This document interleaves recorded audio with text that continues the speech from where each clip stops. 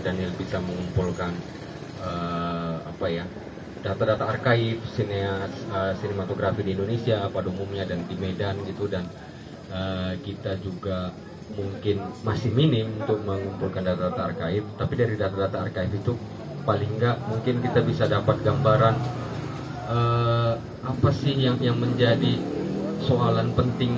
Makanya kita harus misalnya hari ini duduk berdiskusi di Asosiasi Sineas Medan misalnya memperbincangkan itu,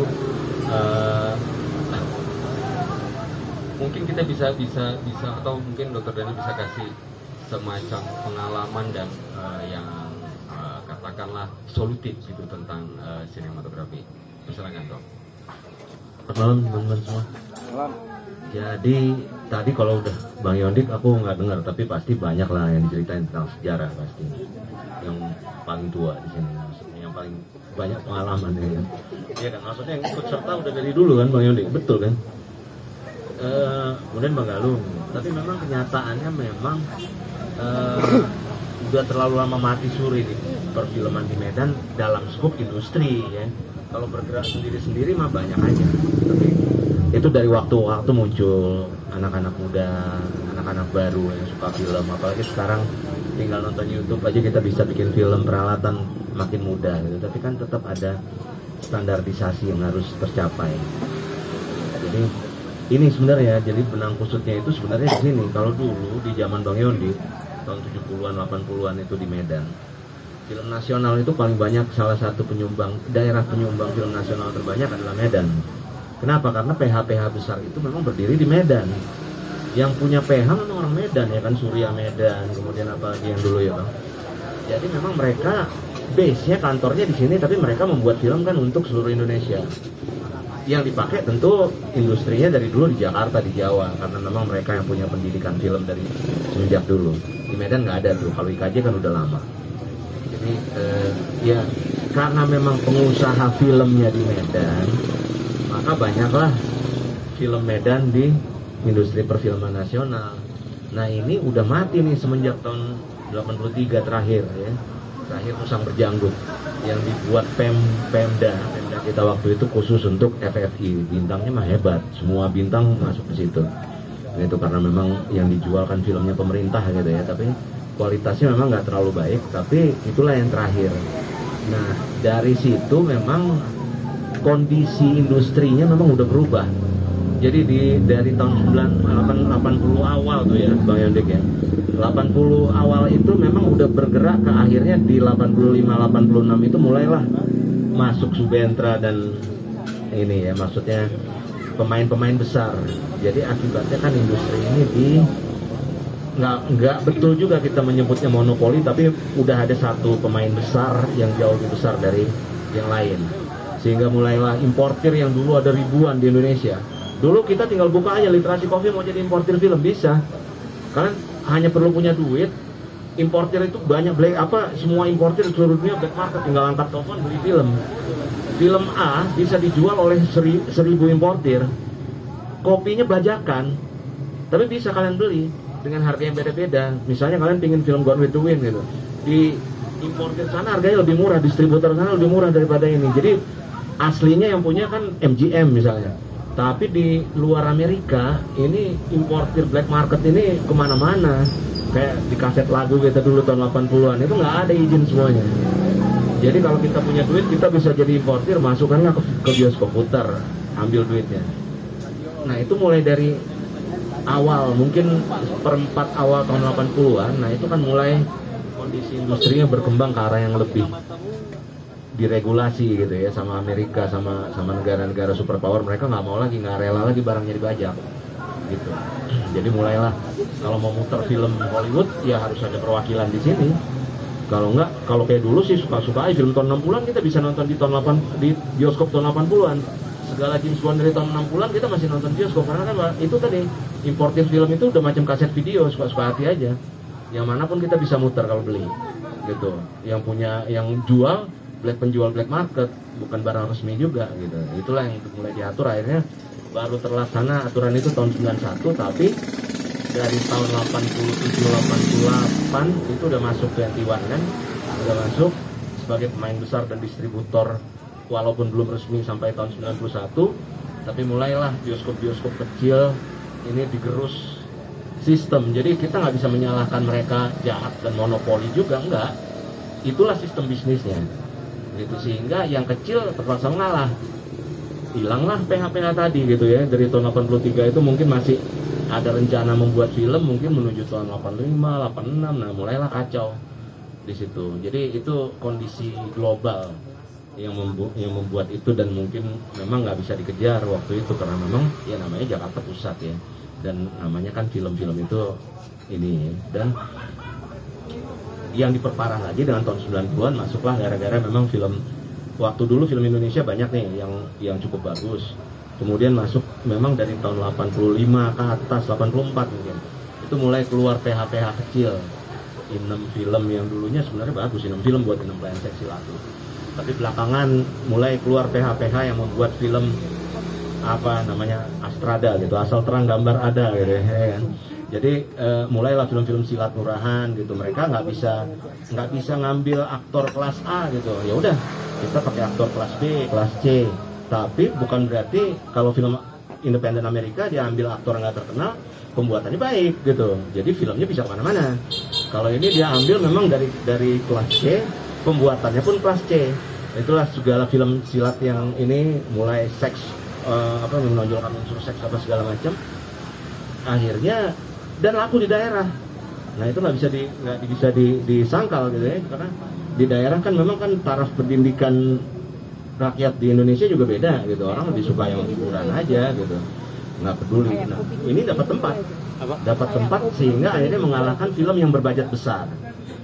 Jadi mulailah kalau orang nyari duit kan, kalau misalnya bisa dengan biaya kecil, ngapain kita keluar biaya besar? Yang punya idealisme itu kan nggak banyak, karena PH-PH itu kan basicnya nyari duit, basisnya adalah nyari duit gitu. Jadi ngapain aku keluarin 5M kalau aku bisa keluar cuma 1M untuk buat film. Nah itulah dasar pola pikirnya itu memang, dan ini juga global, bukan hanya di Indonesia. Tahun 80-an pertengahan itu kan memang mulai muncul film-film kelas B dan laku. Canon salah satunya kan, walaupun dia pakai Chuck Norris apa semua sutradara art house dia tarik, sutradara pemenang kan apa segala macam, dia itu banyak tahu tuh sejarahnya Canon, Golden Globe ya kan. Tapi kualitas filmnya nggak baik, walaupun kita suka gitu ya, tapi memang laku. Jadi memang pergerakan industri secara global itu mempengaruhi juga ke sini, sehingga akhirnya hilanglah PH-PH yang tadi base-nya di Medan untuk membuat film nasional. Itulah awalnya. Nggak ada lagi dukungan apa, studio film kita hilang itu, orang-orangnya pindah semua ke Jakarta gitu kan. Kemudian ya standar sini juga nggak mau susah payah, TVRI misalnya gitu kan, ya kan, sebagai broadcasting satu-satunya yang ada waktu itu juga nggak mau menaikkan kualitas istilahnya gitu kan. Bang Yondi ngalamin lah itu fragmen-fragmen TVRI atau apa, jadi seadanya aja, lama-lama tinggalan lah sama pusat gitu, yang harusnya di luar itu interiornya lebih bagus, yang kita kayak kayu-kayu aja biasa misalnya di TVRI kan gitu ya, nggak dikembangkan lebih baik. Jadi hilanglah semua ini ekosistem seni di Medan itu pelan-pelan hilang, sehingga akhirnya kita udah kehilangan mungkin 3 generasi udah hilang, udah nggak mengenal ekosistem industri ini lagi gitu. Jadi peralatan gitu ya, seserius-seriusnya orang Medan buat film sekarang nggak bisa dengan pakai peralatan lokal gitu. Producing sound aja nggak bisa di lapangan, itu salah satu gitu ya. Kamera oke lah bisa dari mana-mana, ori itu terpaksa nyewa gitu misalnya kamera gitu kan. Editing terpaksa bawa ke Jogja memang yang udah paham gitu kan, kita nggak ada yang bisa ngediting film di sini. Sebaik-baiknya materi misalnya ya, dokumenternya Bang Oni kemarin Pak Rerek kan secara konten baik, maksudnya itu secara global memang mengangkat isu yang penting gitu. Masuk pula lagi masalah YouTuber kan di situ kan, maksudnya yang dilihat orang. Tapi nggak bisa kita gini, film itu kalau secara post pro jadi bisa kita tonton, masuk FFI juga. Tapi kalau misalnya ini mau diputar secara reguler di bioskop, standarnya udah dapat. Bedakanlah nanti sama yang kita akan nonton mungkin Invisible Hope tanggal 29 kan, yang memang dibuat di sana gitu dokumenternya. Jadi post processingnya apanya semuanya memang dilakukan menurut standar film. Jadi nggak bisa nih. Jadi kalau kita memang mau bermain seperti itu terus, mengandalkan apa yang ada di Medan, ya itu sulit jadinya. Jadi ada kawan-kawan yang udah pernah mencoba, karena di sini kita bisa sewa bioskop untuk premier, untuk sekedar gala premier nonton, nobar gitu ya kan, embak gitu kan, atau apa. Gambar bisa aja kalau misalnya kita pakai kamera yang HD atau orang tuh sewa atau apa, tapi post processing yang post production yang nggak dilakukan dengan benar, color grading, mixing sound, itu akhirnya akan membuat ya itu nggak standar untuk diputar sih. Sementara kalau kita mau memutar film kita secara reguler ada standarnya. Di bawah standar itu nggak bisa, mau kita bayar berapapun itu tidak akan bisa masuk jaringan reguler. Diizinkan pun oleh 21 misalnya sebagai jaringan terpisah, ya paling kalau film Makassar putarnya di Makassar aja, nggak akan berani dia putar ke daerah lain.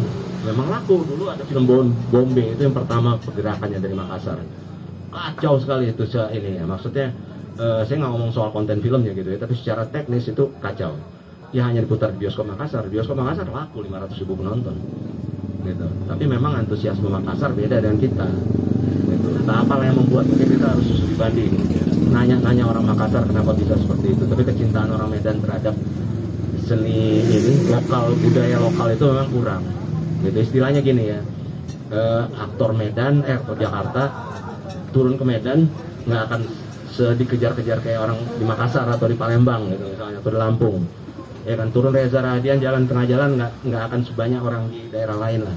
Medan ada ininya sedikit ya, angkuhnya sedikit gitu ya.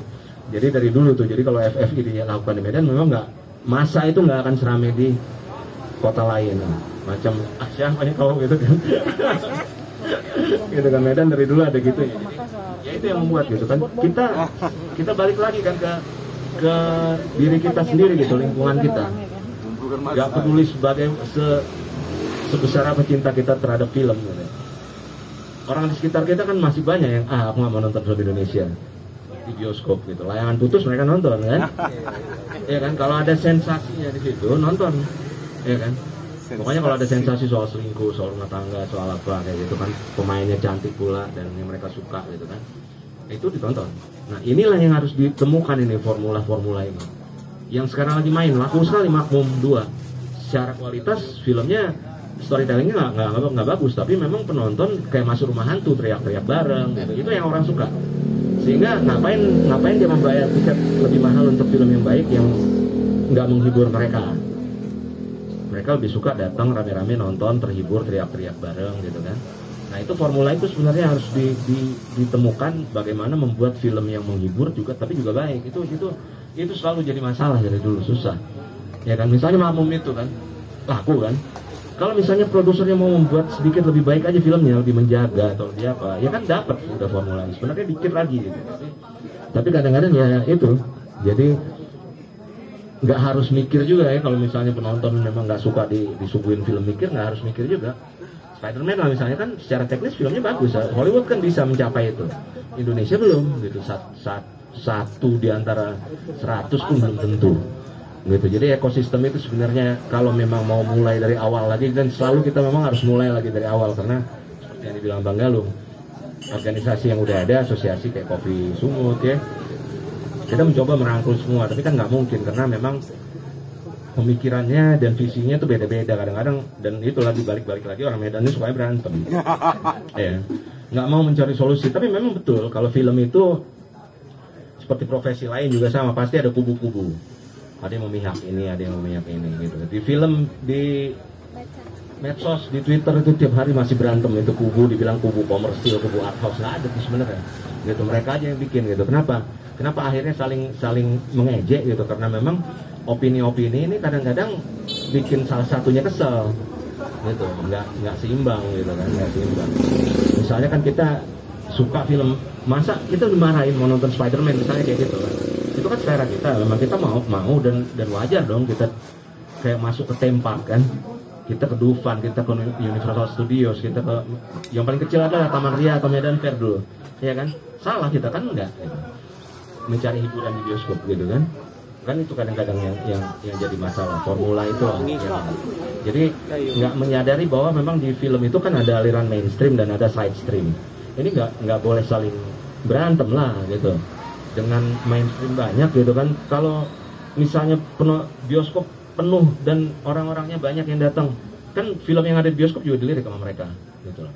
Jadi jangan belum apa-apa udah batasin aja dulu film impor gitu. Ya itu yang susah kan, udah pernah dicoba, dan begitu film impor dibatasi orang pergi ke luar negeri, ke Pineng, ke Kuala Lumpur nontonnya gitu, iya kan. Jadi nggak ada pilihan memaksa, itu nggak ada. Memang kita membuat film untuk ditonton, penontonlah rajanya kan gitu kan, penontonlah yang menilai pada akhirnya seperti apa. Mau ada yang kritik jelek atau bagus ya terserah masing-masing yang nonton.